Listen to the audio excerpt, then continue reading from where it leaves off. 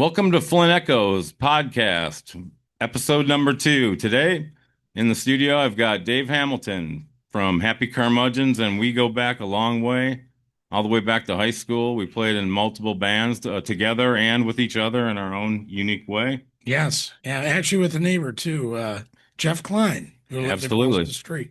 Yes, so it goes back even, that has to be back to like the 82. Yeah. I was already playing as a Right. freshman back then, and that was right around that time Right. frame. So I Yeah. kind of feel like Dave has been, we've been kicking it back and forth throughout our lives, pushing each other kind of in the music. We've played with a lot of musicians in various bands that we've interacted with and played together on stuff. And even different lineups where we're at the same show, Exactly. where we did stuff like that, especially Yep. late 80s, early 90s at the Harry Buffaloes in Fenton, Those Michigan. were, let's talk about that a little bit because those were some amazing parties. Those were back in the day when the entire high school would show up to the show. We still actually have the tickets that were made. We had I think a mutual friend, you might remember Pat McLeod. Absolutely. He actually made the tickets for us for the first one, but I remember you were playing with the Rastas. That's right. I was playing with the Angelheaded Hipsters back then. Absolutely, which is the song we're going to feature here.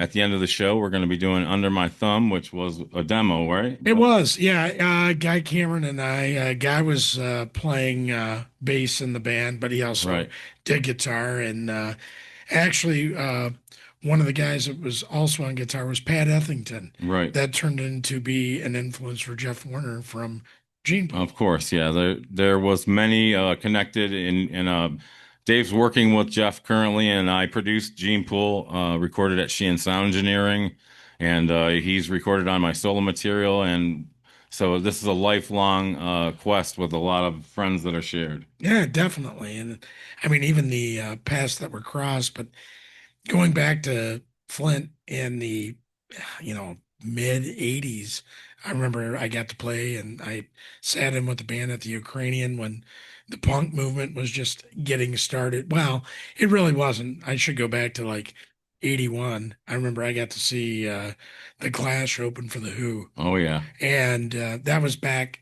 before MTV. So it absolutely, was one of those things where like that opened my eyes to the Clash. Like, what an amazing band. You're there for the Who, and you absolutely. go home with a new band to Yeah, the get Clash were into. very unique. I love, well, the spark, the energy, and they still had some sophistication. Well, they did. And by the mid 80s, though, I went in and sat in at a show, and the next two bands were Agent Orange and Black Flag. So you go Awesome. to where, Rollins was hitting audiences with all his intensity back Right. then. And I think somebody who could talk better about that age would be Joel Rash from the Hey, I Flint look forward area. to you and I have talked about, and I look forward to having Joel come on the program. He's been huge to the Flint music community, Definitely. so And look forward to he his. still is to this day, which Absolutely. thanks to him. But he could definitely give a rundown better than I could of what transpired. But I remember as far as even playing with the Angel-Headed Hipsters for Right. what you're talking about, people probably remember, Churchill's was pretty much what it was, rougher back Right. then than it is Right. now. Oh yeah. They've done a great job. It's a great venue Yep. So like currently if today. we took them on a little musical journey real quick, I would say we played so just taking them through the eras.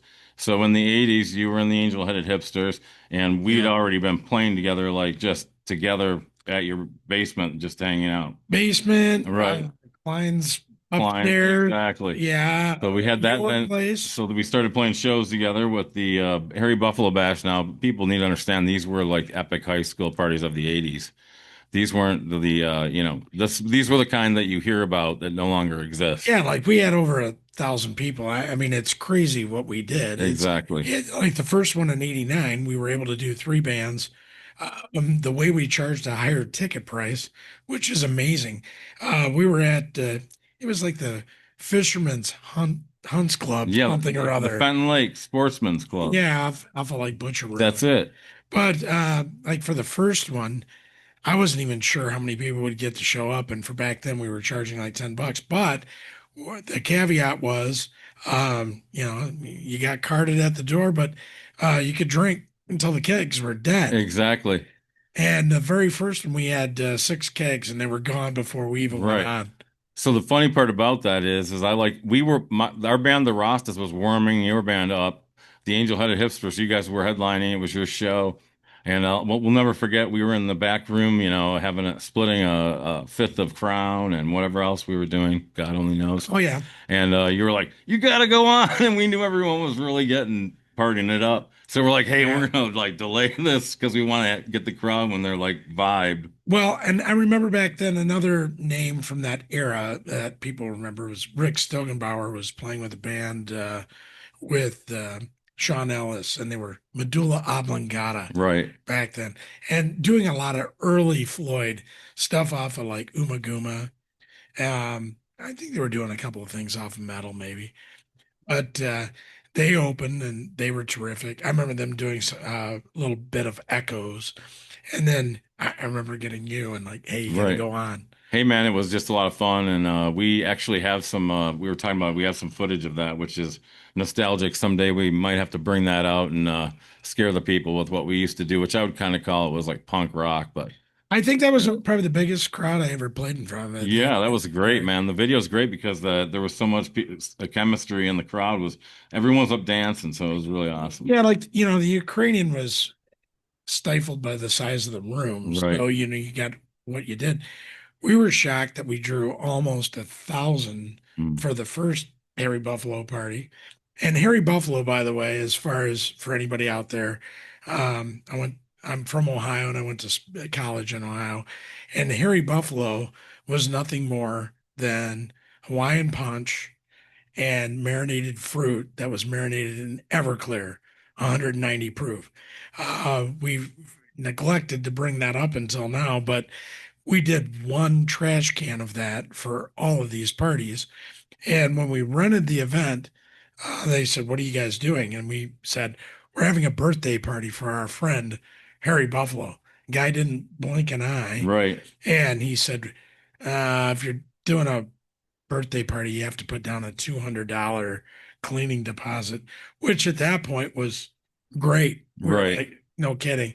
And after we got done with that first one, I just remember the floors just from the punch and everything else. Right on. And we told everybody, be cool. Oh And they yeah. went up for a second one, and it's like, don't eat a bunch of the fruit. Oh yeah.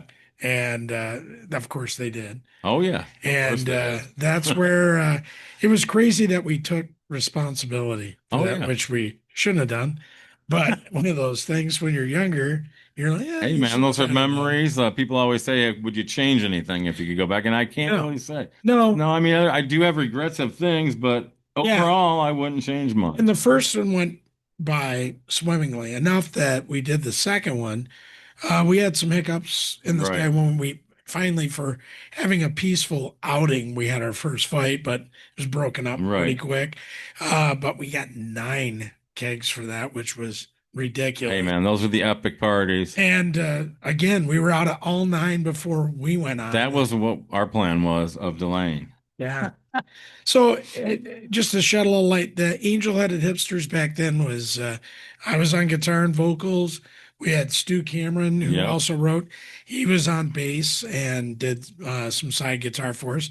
We had Pat Ethington on Right. lead and rhythm guitar, Absolutely. and Damon Juretich, Yeah, of which course. a lot of people Of course, remember. he played a few songs with us in the studio, came and recorded when Marty was no longer available as a drummer. Yeah, So, and yeah, I mean, and we lost him. So we just say that we'll well, that's dedicate funny. this broadcast to him and Definitely. maybe anyone else that you'd like to dedicate it to. But But yeah, Damon was not only a great drummer, but what a amazing friend, oh yeah, and he kind of bridged us exactly. together. When I moved back to Ohio, um, Damon was kind of the conduit between us, Right on. and Terry was doing his thing with Full Sail and coming back and recording, and I think that was probably just right before you got into Yeah, dealing with gene pool back then. yeah, and that was in the studio opened in like 1994, Hmm. and then it pretty much wrapped up around 2001. It's what's when the project studios started becoming.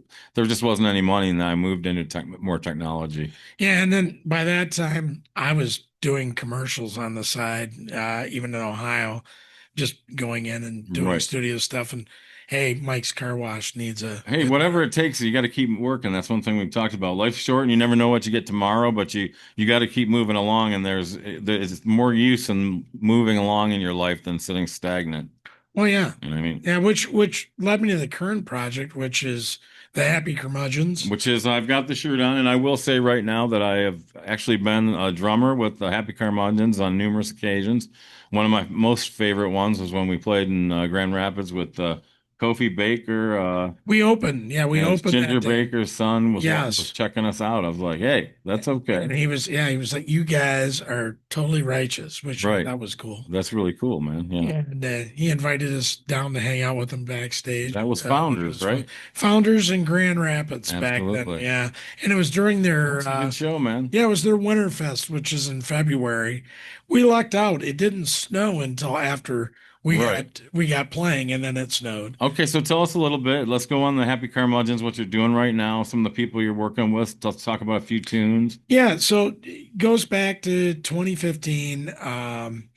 They had a show at Churchill's, and it was kind of back when it was the Flint water crisis awareness, and they were looking for people to play and do original Mhm. tunes.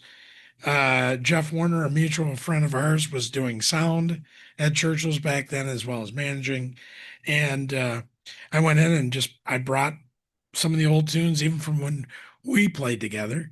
And I had mentioned to him that, yeah, I would like to kind of get something done with these. And that same night, he introduced us to, it ended up being the uh, the guy, the artist, Polly Everett, that ended up doing our album cover that same night. And I was just telling him what we were thinking of. And he had the artwork done in 7 days. Very nice. Yeah, And it's very, very cool. I mentioned to Jeff, I would just really like to put together original material, and yeah, we should get this done. And the big thing that was the motivating element was my mom had a terminal diagnosis. Right, yeah. And I know we've shared in that. I lost my mom, and him and I have both been continuing like our musical efforts alongside with being caregivers. That's a whole different entity and a whole different discussion too. It's tough when you get older Mhm. and you are there for your parent. And I mean, it's who I am, but I'm an only child. I didn't, Right. there was nobody else to help out. And the one thing my mom said to me was, how did the show go tonight? And I said, I was really surprised at how well the songs, went over. And she laughed. And I said, well, when you're playing for an audience and they're not aware of the song, it's kind of uncomfortable, and Right. you can feel a vibe, but you don't know the words. Right on. You can't sing along. You're not sure what's happening, but they're willing to say, "Hey, this is kind of interesting." Mhm. And my mom, I said, I ran into a friend of mine from high school, and yeah, we were talking about getting together to play. At first, she goes, "Why don't you record these songs?" And I said, well, I don't have the money. And she goes, I'll give you the money. Right. She goes, do what you want to do. And what you should do is find somebody who can produce this for you Mhm. that you're comfortable with, but get your songs down. Absolutely. You're going to regret it. You've always wanted to be a musician. And when I went to college, I was a pre-med major and a music minor. So it's kind of odd. I end up using both of them to this day. Yeah, I'm the same thing. Actually, and when I went to Mott, I had just a liberal arts. Well, half my degree, and the other half was music. That was the minor going all the way through. Yeah. So Well, and I still use both. I ended up straying from the pre-med, but I went into pharmacy. Right. And other than that, the other side was just sticking with the music. And even when I moved to Florida after college, I was still doing session work on commercials. Exactly. And they paid $100 back then. So tell me now, you've rubbed elbows with some pretty big names in Detroit. Tell me a little bit about some of the people who you've had the pleasure of seeing, working with down in the Detroit area. Well, so putting this first album together, we were lucky enough to have a co-producer, and we had Mark Byerly as a co-producer. For the folks around Detroit and music, you're gonna know Mark. Mark's played. He actually went on tour, a couple of shows, not shows, but tours with Justin Timberlake. But he's also the trumpet and flugel player for Bob Seger. Awesome. Kind of a cool thing Oh there, yeah, if absolutely. you're from here, right? Yeah, well, let's just add to that, just on a side note, that the last concert I saw with my father was Bob Seger at Van Andel Arena You on the and Big Red, ride huh? out. Yeah, and Gavin too. So it was Nice. the three generations. That was our final show before he passed. So it means a lot. Well, and my other half, Amy, who is my fiance, who also sings with Happy Curmudgeons, we were lucky enough, which is getting to related names as you just mentioned. We were lucky enough on the second album to land Jim Moose Brown, who's Seeger's keyboardist Right, and Hammond player. Kind of took over for Craig Frost. right, Craig's still with him, obviously, but I know he's had some uh, just physical issues, right, playing. It's tough after all that. But Moose is just an amazing player. He's played and written with Trisha Yearwood and Vince Gill. awesome. And Moose came in and played piano on Jack Russell for us. He did Hammond on Rustic Glory, which I'll touch on in just a second. And he's also on Amy's song, Second Chances, which we named our second album for. Right, right. Which, by the way, speaking of Amy, she as the voice that is can move the crowd right away is obvious, and Second Chances is the one that comes to mind every time. I mean, I don't know what else to say other than she's got a voice that moves the crowd every time she comes out. She brings it. Oh, definitely. And I think and when we were still playing together, she used to end a lot of the shows with Crazy by Patsy Cline Hmm. and could, hit a Yeah, note yeah. on that. She's just got that kind of talent that's super unique and moving. Has the ability to move the crowd. Yeah, Every time when we were playing, she did it every show. she landed it, and that I'm sure Patsy would have approved, Right, right. from how well she does it. But just getting back to that first album, so we ran into Mark Byerly, and when you and I were together, we were over at Founders, and we were actually playing a show for our first CD. That's right. And I think it was maybe in the release party part of it, but so we were playing there and had a wonderful crowd Oh show up for yeah, that. So thank you if you were there. that was great. We had a great time. Not only the band, even Paulie, the artist, showed up Hmm. and led him to connections for art fair later. But great show. We met Kofi Baker, as you That mentioned. was that had when you told me that later, I wasn't aware of it till after the show. And What a great then guy. you said that he came up and said he was checking us out, and then the fact that he liked it, that always feels good when you get it when you get support from somebody that is studying the craft. And it was cool enough that he offered to smoke a joint with us There you afterwards. go. So, Absolutely. I don't know. I think I was loading the van at that point. I think I missed out on yeah, I that. think you did. At least he wasn't like his dad. He didn't. Right. He didn't offer for us to shoot up any heroin, thank Right. God. But Yes. you I know, would have he definitely. wasn't as crazy as Ginger anyway. Right. But Absolutely. they were fabulous too. They came out and did a set where it was a mix. But first set was a mix between Cream and Hendrix stuff. Right. Right. That was outstanding. Oh So. yeah. So you've been you've been doing some recent. You got some stuff coming out soon, correct? That you're working on. Yeah, working on stuff now for the third album. We've actually, the last show that we did so far this year, we actually were able to preview a couple of tunes.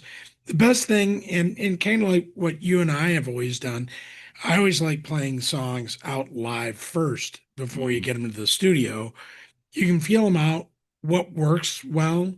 And being an old deadhead, it's one of those things. The jam element. I want the song to work well live. Right, And right. Jeff Warner's the same thing. It's when we're working on something, it's got to flow from start to finish, Exactly. and it's got to fit right. Yeah, I got it, man. You Absolutely. know, and working with somebody like Mark Byerly, the best part about him not just being not only the producer, he is an extra band member. His vision and his tonal qualities are amazing, There you go. and it's helped out tremendously for what we wanted to do. And after working with him on the first album, we decided we wanted just a single entity Right, for a producer, and he put Second Chances together. right. So getting to that, my biggest thing is with Second Chances is we literally have legendary musicians on that album, There you and go. it's we've talked about this. It's hard enough for other musicians to get on to any platform. I mean, you can upload Well, to, that's the modern era, unfortunately, what everyone's dealing with, you know. it's YouTube, Spotify, especially Spotify, which is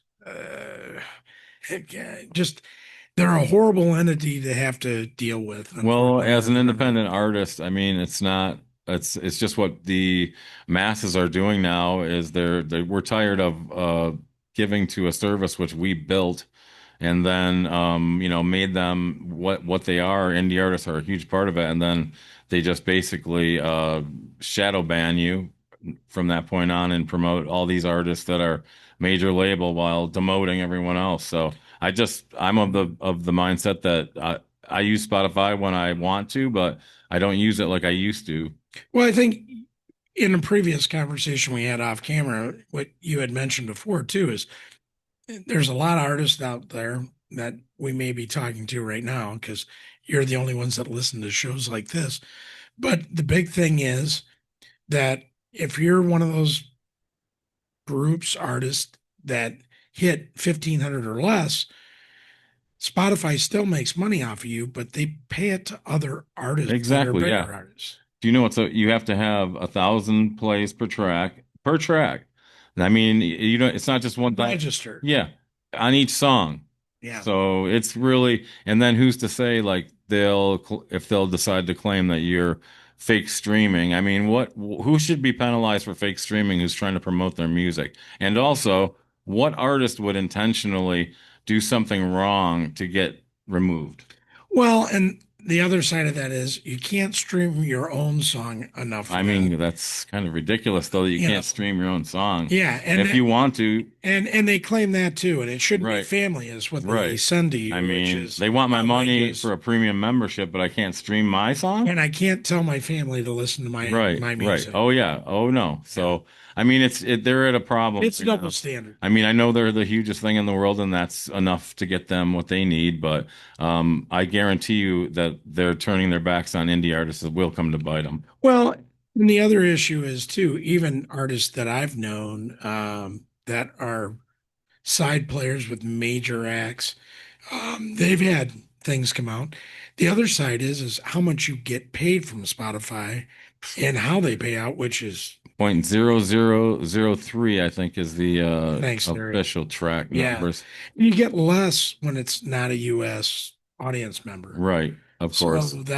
that's their other And angle. let's say that you do want to market it, because I happen to do that for a career. I work as an SEO specialist, so this is what I do. And there's no way really around the fact that even if you use Spotify for artists, which I did in the later days of us using that platform, we've kind of moved to Bandcamp now.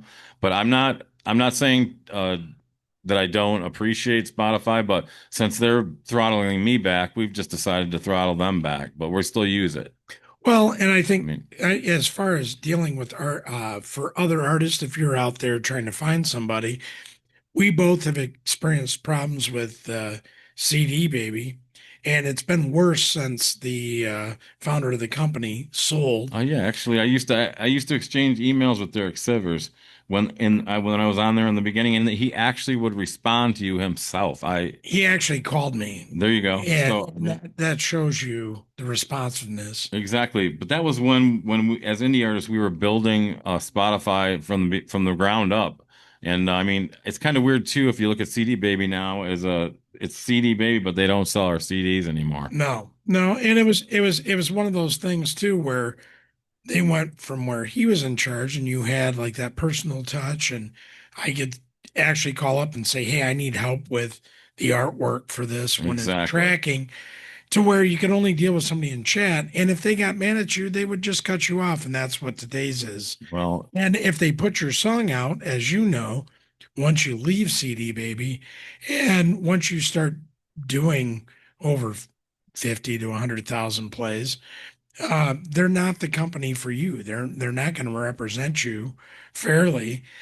They take their cut and then they claim that they're putting it back into production, not to advertising. mention that and I'm sure every artist that had CDs with them knows they either would ship them back to you at a loss, or you just could give them to them, and then you notice that your albums are now for sale on eBay. Yes, So whoever they sold them to is making money off your band. So I mean, I use it because, it's just that some of our songs are licensed through there, but all of the licensing we've reset all our publishing to our own label. So that took a big amount of chunk of time, and to make a long story short, without getting too technical, CD Baby was controlling our PPO, or our professional rights. ours too. And then we had to reclaim them, and they basically just after we'd paid them to do this, then they no longer were. We had to go back and redo it on our own, Yeah. which created a lag and delay of getting our royalties for a while.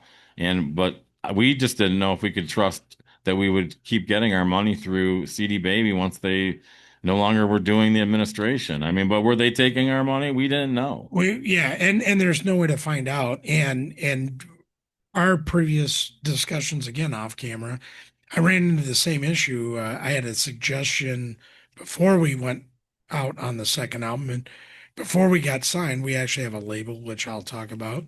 But went to TuneCore, and it was the same issues that you just went through. All of a sudden, we had some songs that started to take off, and they claimed, well, Spotify and these other agencies are saying that you're fake streaming in some way. And here's a little side note for other musicians that are getting out there and get popular.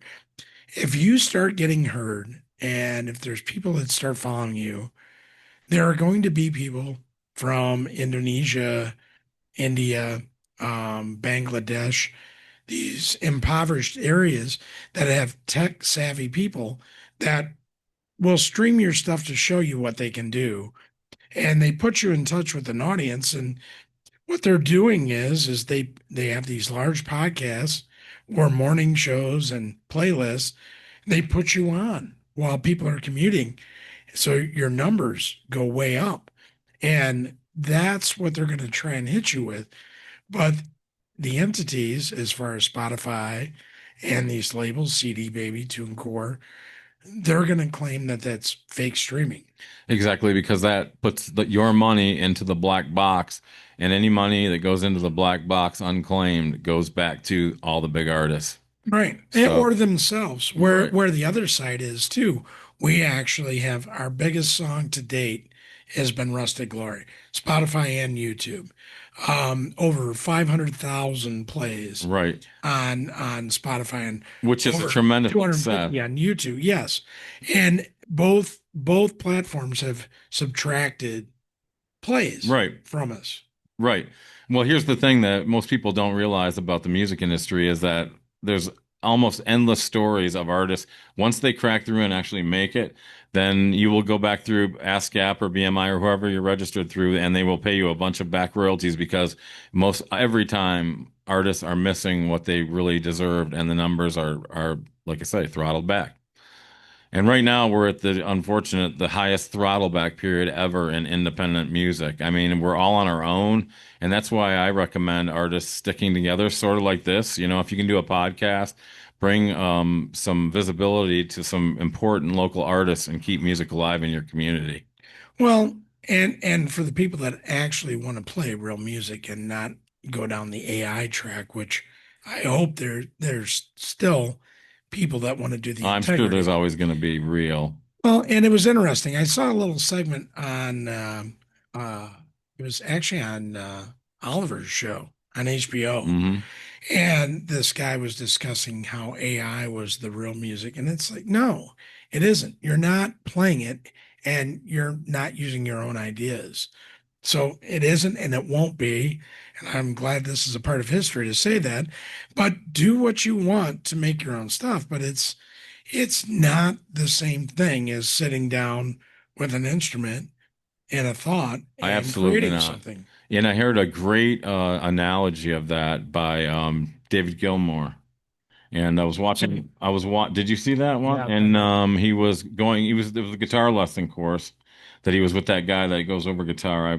He's got a real popular channel. I can't think of his name, but anyway, he was saying that that's the biggest difference between like the Wall album, which they were recording on analog 8 track, amazingly enough. I mean, it's just For incredible. 79, right? And yeah, and he was saying how much creative juice it took to like invent that and use the tape machine. And he said he loves Pro Tools, and he certainly was making actually a claim how much he loved Pro Tools. Mhm. But he was just saying that how much more organic, it was back then when you had to do so much more with just your hands. There was no It was automation. limited. Yeah, but they did. Even a more incredible album than like Dark Side of the Moon or something like Well, that. it was just another way for them to express their creativity, and they're both masterpieces in their own way, Absolutely. and the way it translates. But again, it just kind of goes back to we were in a recent contest this year in 2025, and it was a thing that we ended up landing into for Rolling Stone and a chance to play in Central Park. And it was amazing that we had a celebrity artist that recognized us and or liked our stuff. But we ended up getting in this group of 100 in at the Memorial Day to the end of June. And it was interesting how we got grouped out of 100. We got grouped with 70 rap acts. And I was like, this is arbitrary. Right. But the interesting thing was we won and Hmm. we made it into the top 10 of the next grouping, which we finished third in. But the next group was based on fan participation and money donations. Right. So, It is what it it is. is what it is. But we That's still the got third. that's the modern way to do it. They do it. So, Right. But it was amazing how but much we yes, you picked did. up. I saw lots of you were on Channel 12 locally of WJRT in Flint. I know that you were all over your social media because I saw it, and you Yeah. went into the second round. And did you go further than that? No, well, we did get to the final 10 and we Okay. finished third. Right. And the winner would have, I think he got like $50,000, Right. but a chance to play at the show in Central Park. So, huge advantage to do that. But Right. the best part was is our music got out there. We had people all of a sudden getting to the website and purchasing the album that we did at Third Man Records in Detroit. There you go. Yeah, the album is super, super cool. The artwork is all reminiscent Yep. of his pullover here, Yeah. which And is Polly Everett fantastic. doing his, And I have the Happy Curmudgeons on. Like I say, yeah. I played drums with the band. I feel like it's just like with Gene Pool. I mean, I was producing with them, but I playing drums with you on at least five or six or seven shows. I don't know. There was probably more. I don't know how many we did. That was Also, no we band. did the Bob Marley Festival one that was at Churchill's. Yes. Yep. And that was a really cool night too, man, down there. That was the last time my parents were at any of our shows. Yeah. I remember them being at that. It Yeah, was so that was really cool. They're both gone now. yeah. God bless you, mom and dad. And Sticking with mine. yeah, same with yours. But that shapes our music. Oh, We can definitely. touch on that a little bit. Just how much do your parents live in your music? Well, Rustic Glory was written for my dad, Mm, and the best part was is I got to play him a rough version before he passed. And just to bring some light to that song, one of those things I was working on, Jeff Warner was working with me on a couple of things, but we had, when we went down to the studio, it's pretty amazing. That same day, we did I Know How You Feel, Jeff's tune, very heartfelt. And then we did Rustic Glory. Mhm. And so we went down, it was just us and our acoustic ideas. So later, Jeff's turned out to be just myself, him, and an amazing bass player from Michigan, Takashi Io. Mhm. And Takashi's amazing and multiple Detroit Music Award winner for bass. And we got that track done. And no offense to Takashi, but I had sent Rustic Glory out to a couple of guys, but there was one in particular. I asked if he was still doing session work, and he said, "Yeah, but Mhm. send this to me, and I'll tell you if y'all like it or not." And it turned out to be Billy Cox Oh, sweet. with Band of Gypsies, that the Jimi Hendrix bass player, Right, right. yes, and one of Jimmy's best friends. Hmm. And I remember when he called. I'll never forget it because he called and he went, "Is this Dave Hamilton?" And I said, "Yes, sir, Mr. Cox." And he started laughing. That's He goes, great. "How do you know this is Mr. Cox?" I said, "I'd know your voice anywhere." There you Barry. go. Awesome. And he said, "Oh, I listened to this and I listened to one of your blues tunes, Carnal Boogie." And he goes, "That's something I cut my teeth on." And That's nice. "I kind of like where you're going, but you're a little wordy," is what he said first. And Hmm. he talked to us about, are we going to cut this down or not? And then we told him our vision and talk about luck on this. We end up with Billy on bass. Hmm. We end up with, thanks to Mark Byerly's connections with the Seeger band, we end up with Jim Moose Brown on Hammond B3. And we get Todd Glass, who is a great, great drummer in Detroit. A lot of people know him in Metro Detroit. He plays with Josh Ford too, but he's also played with Robert Gordon and Greg Nagy, who's played with Larry McRae. So again, it goes through all these names, that are local people, and we end up getting those musicians in on this track, and Rusted Glory became what it is with the help of one of my very, very good friends, Bobby Balderrama, who is part Hmm. of Question Mark and the Mysterians, Very, very cool. a group that had a number 1 hit in And the you said 80s that and that 1960s. song is dedicated to your mom or No, it's actually to my dad. your My dad? All mom right. had passed. My dad always had stories where, when we go by places in Ohio where I grew up, and he would, reiterate the same story time Right. after time, to the point where it's like, yeah, I know what happened there. Exactly. And the irony is now that he's gone, when I drive by those places, those stories always resonate and stick with me. Of course.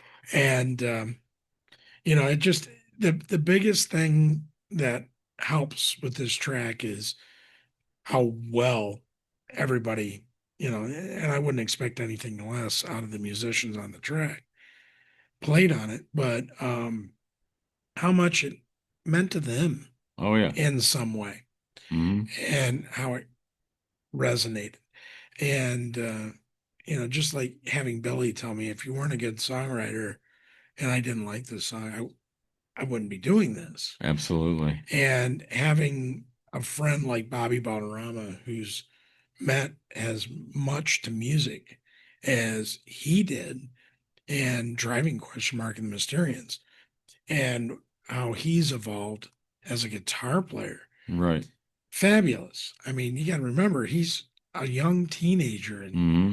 1966, and it took the Monkees to take him off the chart. That's pretty awesome. And they rode out the rest of the year from October to the end of the year at number 2. Right. There you Pretty go. pretty sweet, Absolutely. to have a local band do that kind of thing.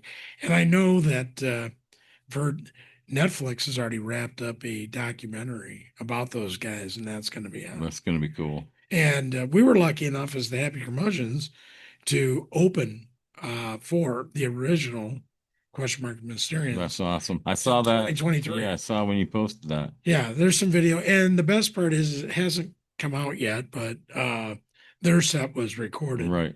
So hopefully some of that'll come out. Well, one thing I'd like to say is that it's been a great time, a great journey with you from the beginning all the way through this. It's very interesting. So why don't you lay on, because we're going to get down to what we are here to do, which is to listen to Under My Thumb, which was Angelheaded Hipsters, which is the Flint Echo in this program. But why don't you let everyone know where they can find you now, and how do they check out Happy Curmudgeons if they want to find you? Sure. You can go to happycurmudgeonsband.com. That's our website. We're on Facebook, Instagram, TikTok, none of the stuff I do, but we're on there. Right. And you can find us there. Definitely Apple Music and Amazon, great place where you can go. And we appreciate that because they end up paying us more as far as artists do. And support your local artists. Buy shirts, buy albums, Absolutely. buy stickers, help them out. Right. Do things where the money goes directly into their pocket, because as Terry and I discussed today, the streaming activity, we get paid peanuts. Like we were already talking about, most people may not know, but any independent artist that's literally local and trying to survive is putting out more in marketing than they're making back, guaranteed. So keep that in mind. Always subscribe to the Happy Curmudgeons channel. Subscribe to the ThreePeace music channel. Share our music, both of ours, and everyone else that's Michigan music. And we're not just saying Michigan, independent music. Stick together and share it. Now, this show is about the Flint Echoes, and in this show, it's Under My Thumb, which I remastered, by the way. He'd mailed me an MP3 of Under My Thumb, which was a demo on, probably was a cassette. Original? It was originally. This is going back to, for the people who remember the music scene, late 80s, maybe early 90s in Flint, the Hot Rock Cafe. Oh, yeah. And I remember we had debuted this tune, and this particular version, it is just 3 out of the 4 hipsters on this. It's myself, Stu Cameron, and Damon Juretich on drums. There you go.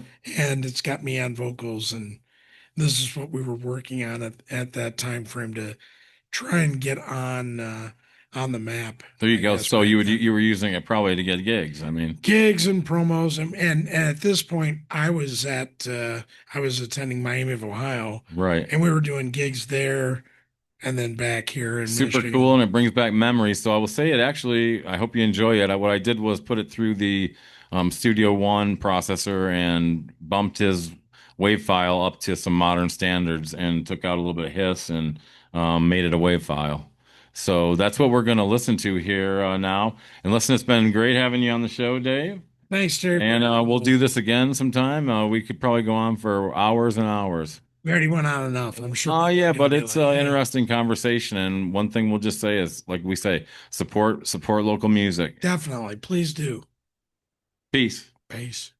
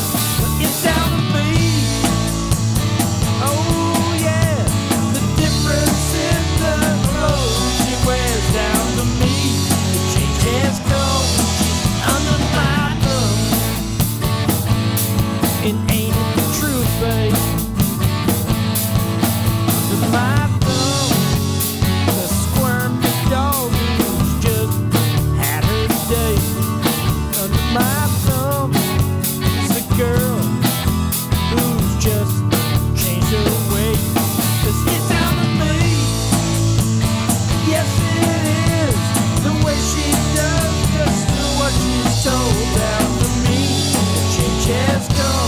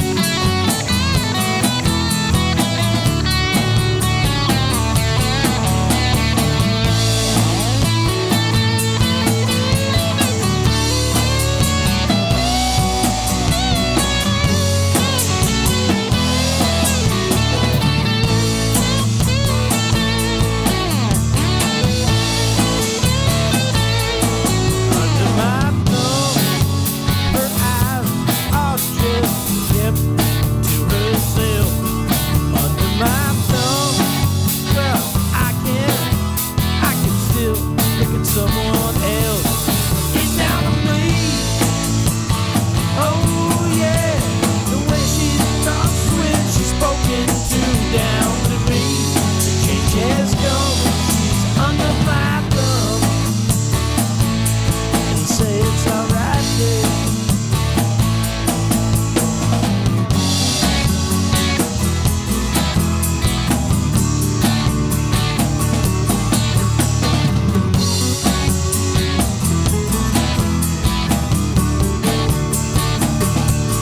It's down to me. Oh yeah, the way she talks when she's spoken to, down to me.